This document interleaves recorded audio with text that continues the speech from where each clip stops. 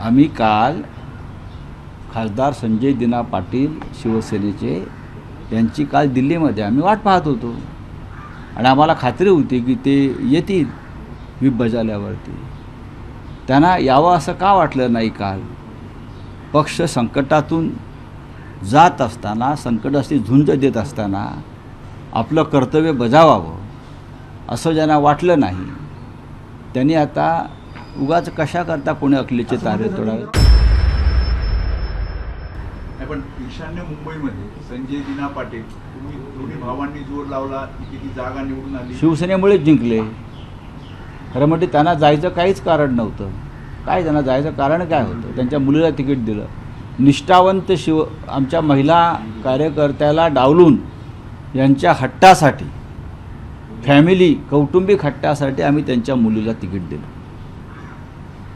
सगळ्यांचा विरोध होता. मुलींना आज वर्धापन दिनाच्या शुभेच्छा दिल्यात. त्या सोबत आहे. बाळासाहेब ठाकरे पक्षाबरोबरच आहेत. वडिलांचं काय विचारा? वडील तर म्हणाले की काल तुम्हाला पण सांगितलं त्यांनी की मी येतोय. मग का ना आले? आम्ही वाट बघत होतो. आम्ही काल खासदार संजय दिना पाटील शिवसेनेचे यांची काल दिल्लीमध्ये आम्ही वाट पाहत होतो आणि आम्हाला खात्री होती की ते येतील व्हीप बजावल्यावरती.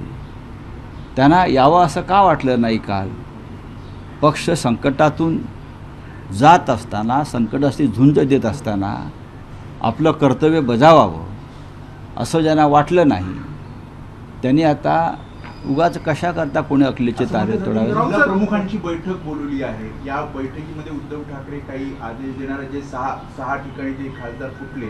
नाही, आदेश देतील ना ते आज बैठकाला. ऑपरेशन तुर्वा तुम्ही जे म्हणताय ती अधिकृत भूमिका असणाऱ्या पक्षाची की यापुढे या खासदारांना कळेल तुम्हाला. रावसाहेब 6 खासदार फुटल्याचं हे ऑपरेशन टायगर सक्सेस झाल्यानंतर आता पुढच्या टप्प्यामध्ये 50 नगरसेवक संपर्कात आहेत शिंदे.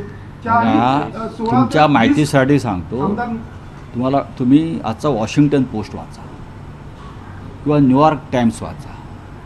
त्याच्यामध्ये तुम्ही जे म्हणता ना हे फुटणार 50, परवा मोदी आणि ट्रम्पची भेट झाली. दोघे बोलत आहेत बघा, कोणत्या भाषेत बोलत आहेत ते माहीत नाही, पण ते बोलत आहेत दोघे असे एकदम. त्यात मोदी ट्रम्पला सांगतायत, बाबा ट्रम्प सावध, तू शिंदे इकडे येतो आहे, तुझे 40 खासदार फोडतो आहे म्हटलं. असं मोदींनी ट्रम्पला सांगितलं आहे. तुम्ही जे प्रश्न विचारताय ना ते निरर्थक आहे. असं काय कोण आहे 50 फोडणार, 60 फोडणार? ज्यांना विकत जायचं आहे ते कुठेही जातील ना. यांची काय हिंमत नाही फोडण्याची. मी मगासपासून म्हणतो आहे ना, सत्तेवरती बसलेला आहात. ठेकेदारीचा आणि महाराष्ट्राचा लुटीचा पैसा आहे हा. लुटलेला पैसा, अमर्याद पैसा तुमच्याकडे आहे. त्या पैशाचा हा माज आहे. हा माज उतरला जाईल. नाही राऊतसाहेब, या एक व्यापक स्तरावर विश्लेषण असं केलं जाते की लोकसभेत नारी शक्ती विधेयक, त्यानंतर डिलिमिटेशन विधेयक अशी जी महत्वाकांक्षी विधेयकं होती, जी अमित शहांची विधेयकं मानली जात होती, ती मंजूर करण्यासाठी स्वतः अमित शहांनी प्रादेशिक पक्षाच्या नेत्यांना फोन केले होते. अगदी ममता बॅनर्जी, उद्धव ठाकरे आणि अन्य स्टॅलिन पासून सगळे, या कोणीही त्यांना सहकार्य केलं नाही.